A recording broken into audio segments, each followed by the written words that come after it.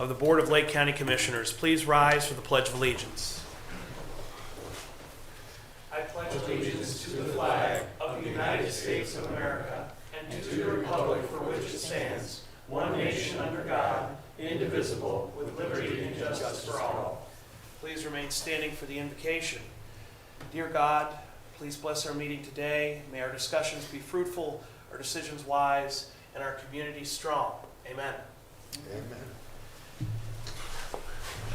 Madam Clerk, roll call, please. Commissioner Hammercheck. Here.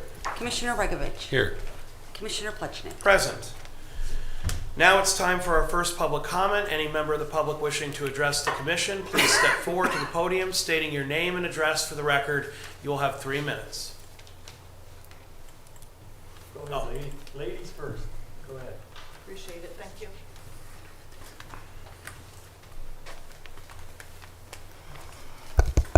Good morning. Gloria Majeski, 2717 Greylock Drive, Willoughby Hills.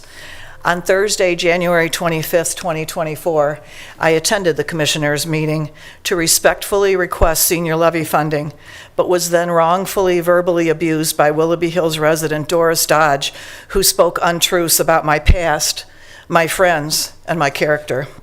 I have been advised to publicly present this notification that was sent to Lake County Prosecutor Charles Colson on October 19, 2018, and written by Mark Kohler, Special Agent of the Bureau of Criminal Investigation in the Ohio Attorney General's Office. This notification exonerates me of all false allegations made against me, to include a forensic audit, state auditor investigation, Bureau of Criminal Investigation and Adult Protective Services investigation. I am publicly providing this document to the county's legal representative, demanding that a certified copy be provided to Mrs. Doris Dodge, with a copy to the law firm of Flannery and Georgalis, along with a recommendation of public apology to me to prevent any legal action that may be placed upon the county. With the conversation that Mrs. Dodge provided, of which Mr. Plechnik was a part of while serving in the city of Willoughby Hills, I further request that he be recused from any decision involving the city of Willoughby Hills with regard to the senior levy funding. Mr. Plechnik, with the authority bestowed upon you by your fellow commissioners, and with the knowledge of your rules for orderly presentations of public comments to maintain the decorum of the meeting, I am disappointed that you did not stop these verbal untruths, but rather allowed Mrs. Dodge to continue her slanderous remarks, knowing that it was wrong. Thank you. Anyone else for public portion?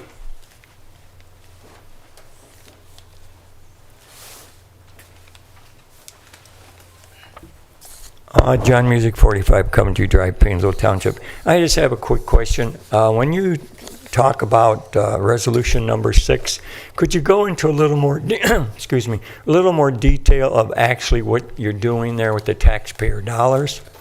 And my question to you, because I looked up Memorandum of Understanding and Ohio Revised Code and about 5 different definitions of the code. And then I looked up the, when it has the resolution, gets into a little more depth of it. I looked that up. So when you get to that one, just look at it this way. Is there a better way? Because I'm sure there's taxpayer dollars involved. And right now, a lot of people are going through tough times. We don't hear about it. Like I said, when JFS is busy and the sheriff's busy, that's the true barometer of our county. And it isn't good right now. So, in my opinion. So I talk to seniors every day. I called 911 last year more than I ever have in my entire life for seniors. Found a woman laying there bleeding, her head's wide open, and all this stuff. I found her, and she keeps telling me, "Thank you, John. Thank you, John. Thank you, John." So this day, and the thing about it is, our seniors are hurting a lot financially. So all I'm asking you is, be good stewards of taxpayer dollars, and this resolution's on here today. So when you do your discussion, please explain it, and then also, is it a good way? Could money be better spent? Thank you. Thank you.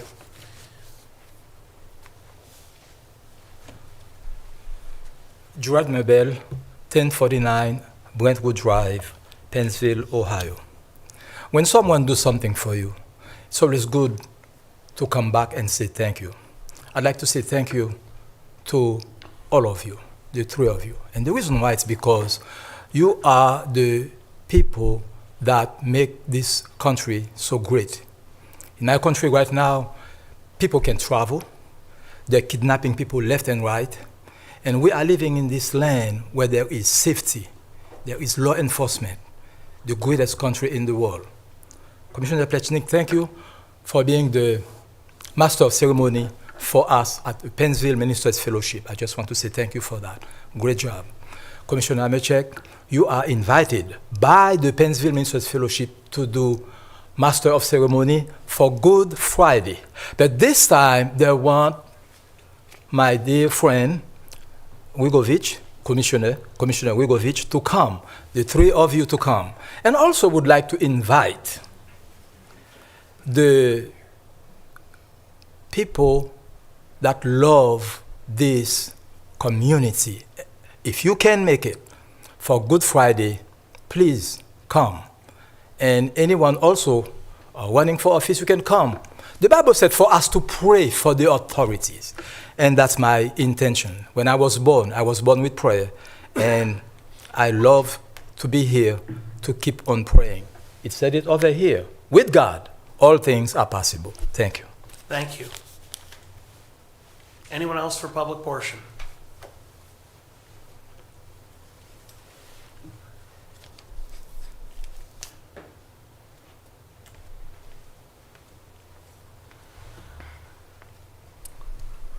Good morning.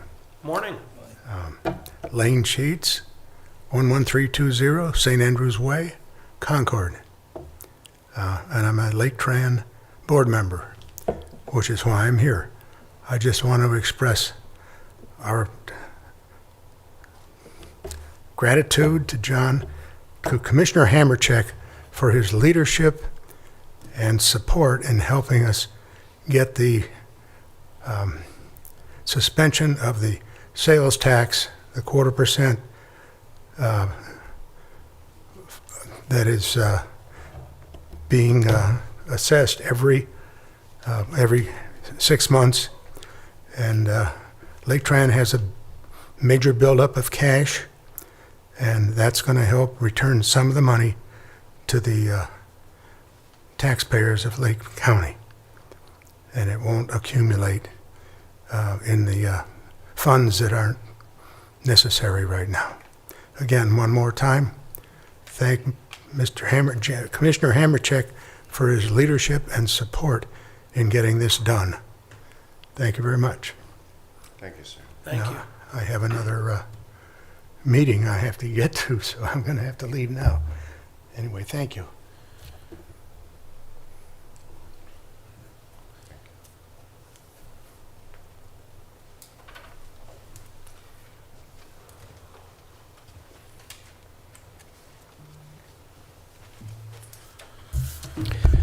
Ryan Massa, 8196 Rainbow Drive. I'll try to be very brief. I've got a lot of topics, but only 3 minutes. I'll follow up on Mr. Sheets' comments regarding Lake Tran. I did attend the meeting and did make a public comment asking them to suspend the sales tax. I was also given their financial statements, and I took a look at the financial statements, and I could see what will happen. And they had $44.5 million in 1922 in unrestricted net position. That's the fund term in the private business. That would be retained earnings. In 2023, it increased to $54.5 million. I find out through the report that the 0.5% sales tax that they have yields $24 million per year. So therefore, 0.25% of that, half of that would be $12 million per year. The 5-4 vote that I saw disappointed me in that there are 4 board members that just believe in a bloated government continuing to take taxpayers' hard-earned money. But the $12 million a year that they will not be getting all that really will mean is that their net position will not continue to increase. So there's not a adverse effect really on Lake Tran at all.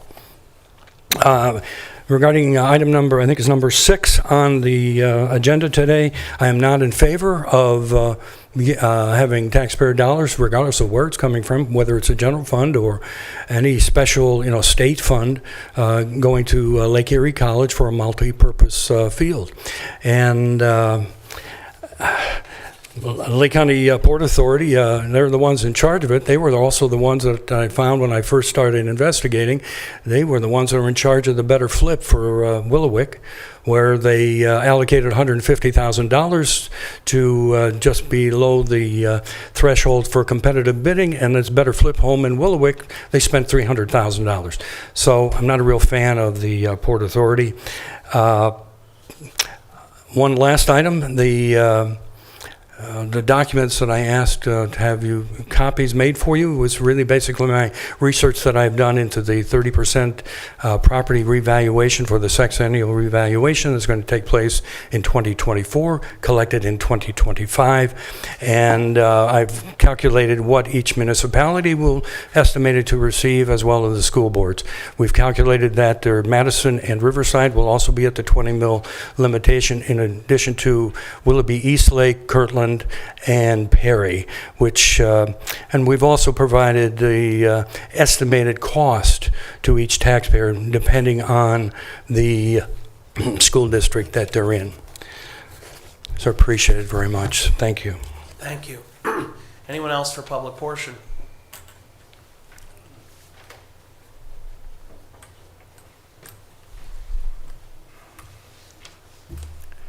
Don Akins, Willoughby Hills, Dodds Hill Drive. Being disturbed about how, let's say, the county commissioners treated Willoughby Hills for the senior program, where everybody else in the county gets some funding in that back from their tax dollars, and we come up with zilch. John, you be right at the front. You're from Willoughby Hills. You should have been looking out for us. And, how we will be treated in the future as to pointing out our shortcomings that, maybe be taking place, that we don't come up to par to get some of this, our tax dollars back. Thank you. Thank you. Anyone else?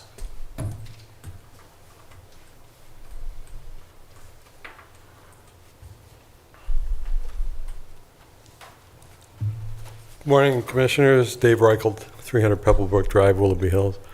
Having sat in a similar seat as you, as a past president of City Council, I understand that you have 3 minutes of time that you have to let people say whatever they want. They can come in and tell you the sky is green, and you have to let them talk. I understand that. But last meeting, you had a vendetta-ridden group of people here that were making some claims that were not truthful. And as Paul Harvey would say, here's the rest of the story.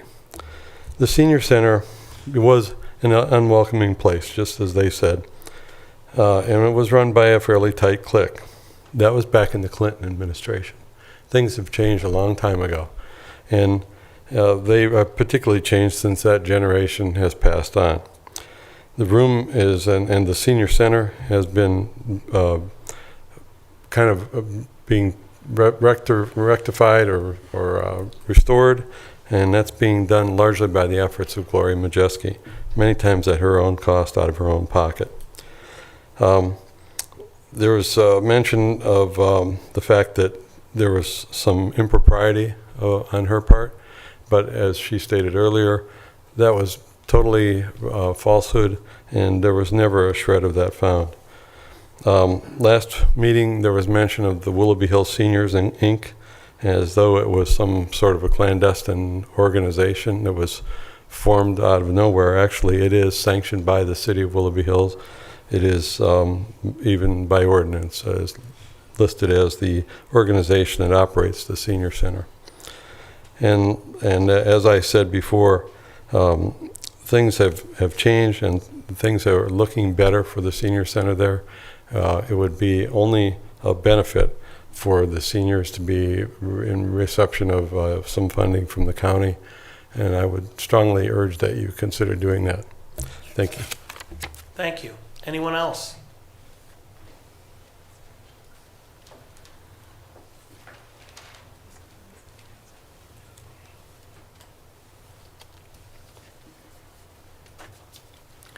I would like to just clear up something. I didn't watch and I wasn't here at last week's meeting, but I understand that some allegations were made that my office and BCI had investigated individuals from Willoughby Hills, and in fact they named a person in particular, and who came here to talk. And I want to come up here and make it clear and put on the record that everything that was said about that is totally false. There was no investigation by my office, and there was no investigation by BCI, because when I looked at it and saw all of the information presented to me, I saw that it was nothing but rumors and suspicion. Now, sometimes you look into rumors and suspicion to see if there's anything behind them. We did. There was nothing. They were just total fabricated rumors and suspicion. BCI was contacted, and they started talking to the individuals and start to look. They didn't make an investigation, but BCI found the exact same thing that my office found. And in fact, when I'm looking at their letter, they even state they're not doing an investigation. They say, their preliminary inquiry did not locate sufficient cause to initiate a full investigation. In fact, they go on to say, we do not conduct investigations based solely upon suspicion, rumors, and speculation. And that's all that there was. Also, I want to tell you that there was some issue about the Whisper program, and the Department of Job and Family Services looked into that. They found absolutely nothing wrong. So I just want to make it clear. There was no investigation by my office. There was no investigation by the BCI, because there was nothing to investigate of any that rose to any level that would require an investigation. So I just want to make that clear. Thank you. Anyone else for public portion?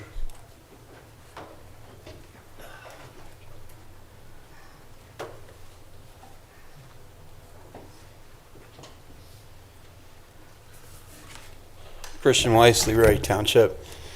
Noticed you ran the clock on the prosecutor up here. I wondered what would happen if he'd gone over. One thing I want to make really clear, there seems to be a lot of speculation as to who directs me to come up here and talk, who's pulling my strings, or whatever. And I can assure you, nobody's putting me up to what I do. I basically beat my own drum, and I run but with what I know. I watch what you guys do. I comment on what I think is BS, and I'm going to continue to do that. So, Mr. Plechnik, you can stop calling my acquaintances, my friends, and my family members, okay? We both have each other's personal cell phone numbers. You want to know what I'm going to do? Just call me, all right? Mr. Hammercheck, there's a guy who's doing what he's supposed to be doing, you know, got the 0.25% taken off on the taxes, okay? Instead of teaching his law school class from his office or putting his feet up on his desk and playing solitaire, okay? I'd love to see you two guys engage and do that kind of stuff.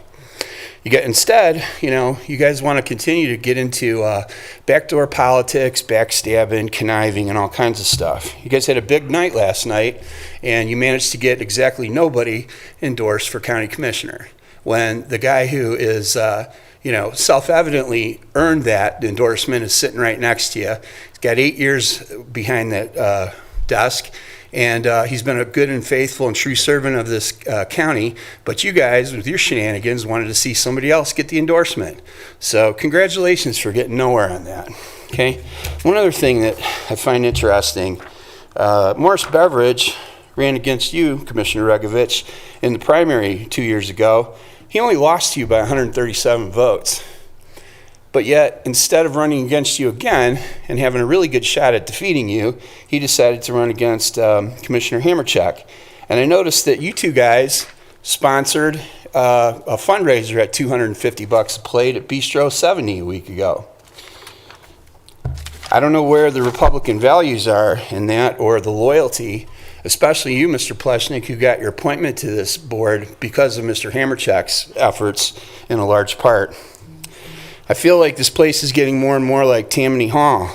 Should I address you as Boss Tweed? Or no, maybe Boss Plechnik. You love to have, you love to get into these Hollywood movie parodies and metaphors. So, let me hear you say it. I am the great and powerful Plechnik. The guy over here behind the curtain pulling the levers and making the smoke and fire. I think if you guys put all this effort into doing your job, the job that we elected you to do, the county would be better off for it. Thank you. Thank you. Anyone else? Anyone else for public portion? Hearing none, Madam Clerk, to resolutions. In the Utilities Department, resolution accepting a 3-year combined maintenance bond in the amount of $40,549.40 for sanitary sewers and water lines for Booth Farms Phase 3 subdivision in Perry Village, job number 22-68 and 22-69.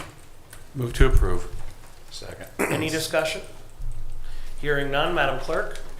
Commissioner Hammercheck. Yes. Commissioner Regovich. Yes. Commissioner Plechnik. Yes. Resolution approving plan specifications and estimates of cost in the amount of $319,242 for sanitary sewers for Hidden Village Estates Subdivision Phase 5 in Perry Village, job number 23-35. Move to approve. Second. Any discussion? Hearing none, Madam Clerk.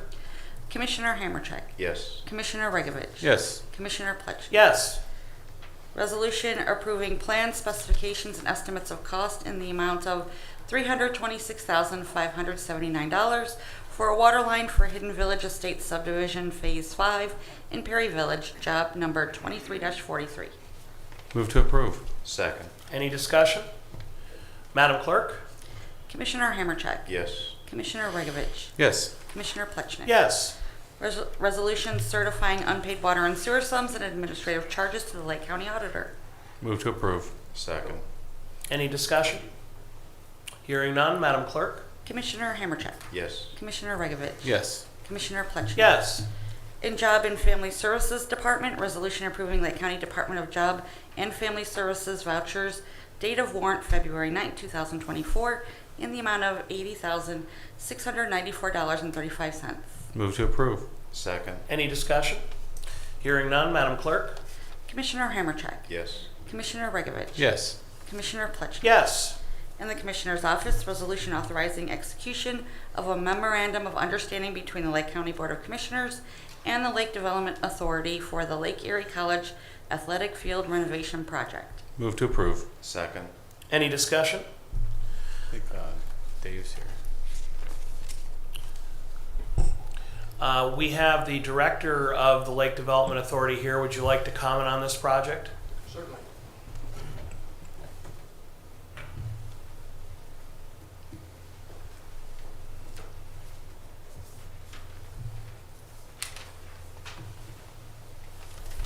Good morning. Good morning.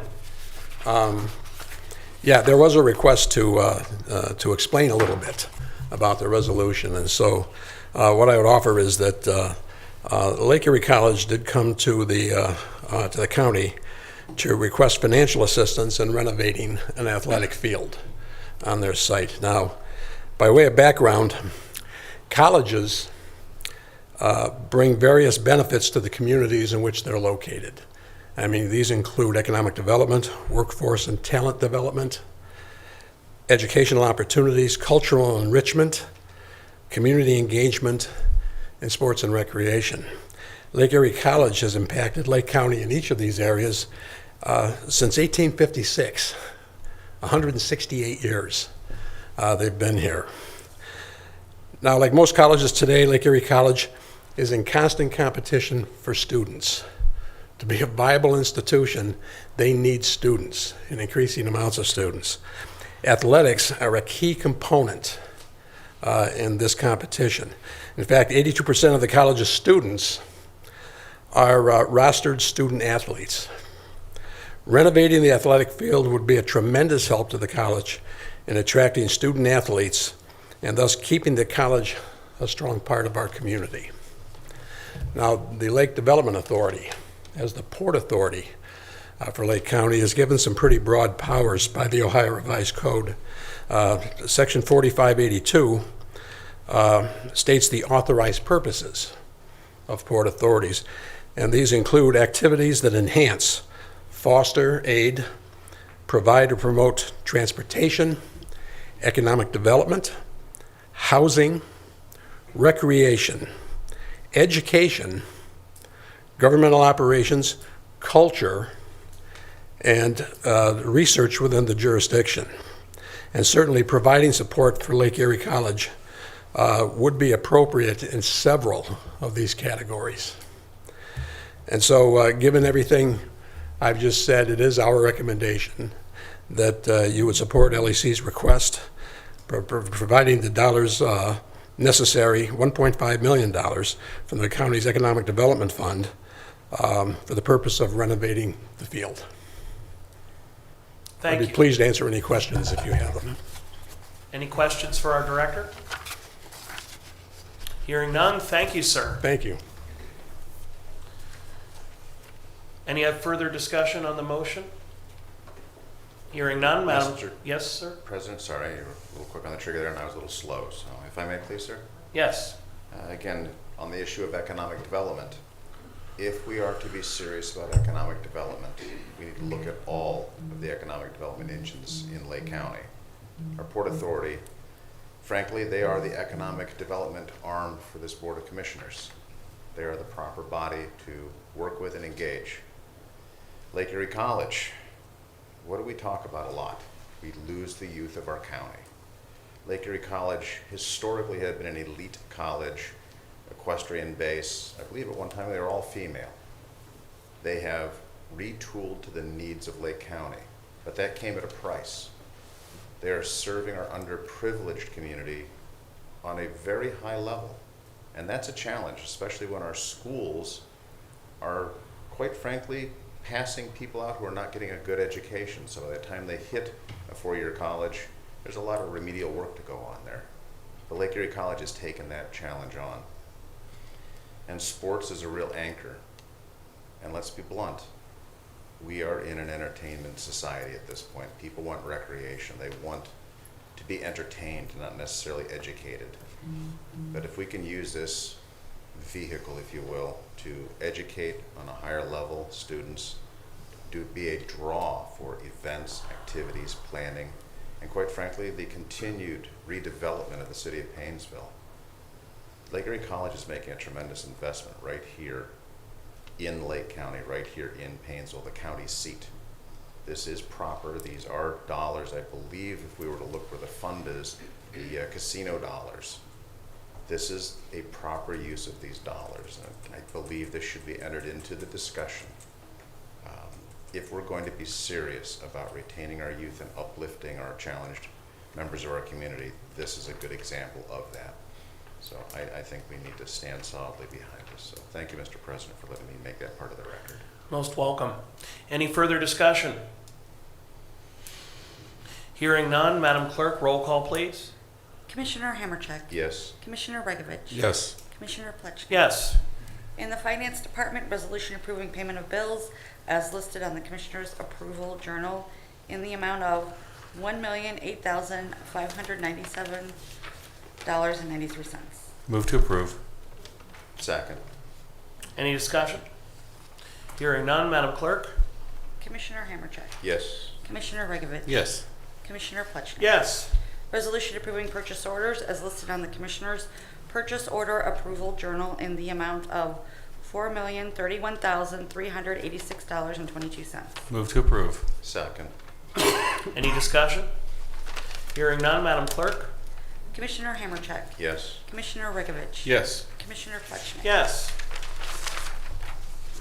Resolution increasing an appropriation for a non-general fund account. Move to approve. Second. Any discussion? Hearing none, Madam Clerk. Commissioner Hammercheck. Yes. Commissioner Regovich. Yes. Commissioner Plechner. Yes. Resolution transferring cash and appropriations within various general and non-general fund accounts. Move to approve. Second. Any discussion? Hearing none, Madam Clerk. Commissioner Hammercheck. Yes. Commissioner Regovich. Yes. Commissioner Plechner. Yes. With resolutions complete, it's time for our departmental reports, beginning with utilities. No report today, Commissioner. Thank you. Thank you. Job and Family Services. No report today. Thank you. County Administrator. Just briefly, Commissioners, nothing too significant today. I will note, Randy and I had a discussion yesterday on a myriad of utility projects, but a friendly reminder that Randy's, the Lake County Department of Utilities Rules and Regulations correspondence is in front of you, their annual update. So if you have any questions, I think Randy's team wants to get that on an agenda in the next couple of weeks. So just a friendly reminder there. Secondly, I will be scheduling quarterly meetings with all your department heads over the next couple of weeks as we've got through the budget process and we're now into 2024. This will be my quarterly check-in with all your department heads, and I will brief the board in this form accordingly of projects that we have forthcoming in 2024. So thank you. Thank you. Our clerk. Yes, I want to mention our next commissioners meeting is going to be next week on Thursday, February 8th at 10 a.m. And legal. No report. Thank you. Then it's time for old business. Do we have any old business before the commission? Mr. President, Commissioner? just to go back and revisit, we do have this inside millage windfall that I think we can say is coming.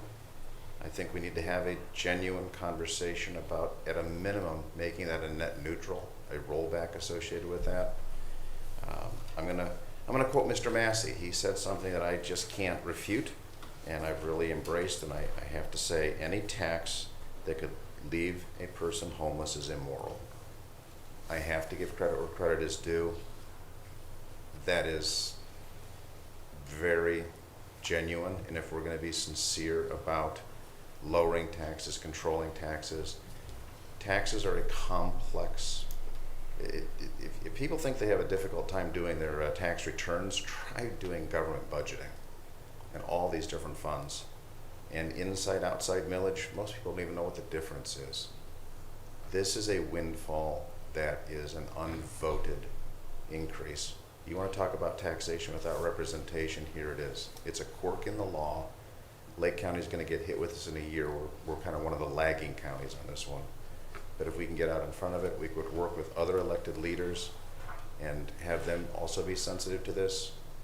I know this is a touchy subject, and I hate to say it, the third rail of politics that we're dancing on, but the reality is this is very real. So I thank you and appreciate your due consideration. Thank you. Any further old business? Hearing none, new business. I do have one item in talking with our legal counsel, Dave Hackman. The change made in the state budget to county Adams boards dictates that the share of appointments between the county and the state are meant to change. So now it should be a 2/3, 1/3 ratio, where 2/3 of the members are appointed by the county commissioners, 1/3 by the Ohio Department of Mental Health through the governor's office. And currently we have a 14-member board that is not divisible by 3. So that's one disadvantage of the number that we happen to have at this moment in time. We've also reached out to the executive director of the Adams board and learned that at least one of the categories that we're required to have filled on the board, because board members need to represent different groups of experts or people who've used mental health or drug addiction services in the past or present, one of those categories at least is not presently filled.